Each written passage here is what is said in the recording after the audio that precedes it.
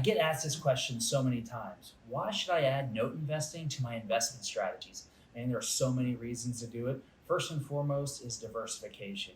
You never want to have all your eggs in one basket. The thing I love about note investing is it's tied directly into real estate. Mortgage notes are backed by real estate. Allows you several different ways to both acquire, liquidate, and create passive wealth. Another reason is there's tons of opportunity still out there. Um, it's no secret that when there's a downturn in the market, it creates an abundance of opportunity in the mortgage debt space. It allows you to jump in when the market's hot, and it sort of counterbalances the real estate market. And finally, you can get started for just $2,000 or $3,000.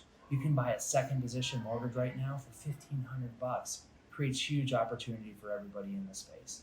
That's why you should add note investing to your investment strategies.